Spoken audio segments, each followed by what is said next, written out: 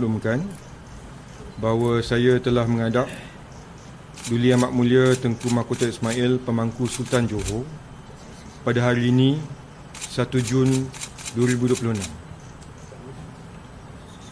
Sehubungan itu, atas titah perkenan Duli Amat Mulia Pemangku Sultan Johor, watikah pembubaran Dewan Negeri Johor Darul Takzim yang ke-15 telah diperkenankan berkuat kuasa pada 1 Jun 2026, iaitu pada hari ini. Ini adalah selaras dengan peruntukan Fasal 23 bahagian kedua Undang-Undang Tubuh Kerajaan Johor 1895. Pembubaran ini dibuat bagi memberi laluan kepada proses demokrasi melalui pilihan raya negeri Johor, tertakluk kepada penetapan rasmi oleh Suruhanjaya Pilihan Raya Malaysia.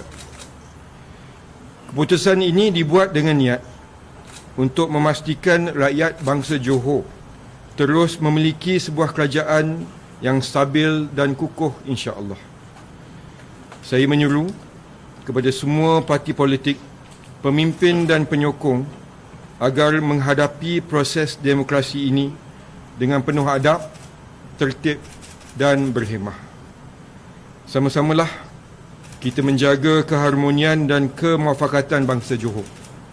Semoga Allah SWT memelihara negeri Johor, melindungi rakyatnya serta terus mengurniakan kestabilan, kemakmuran dan keberkatan kepada negeri ini.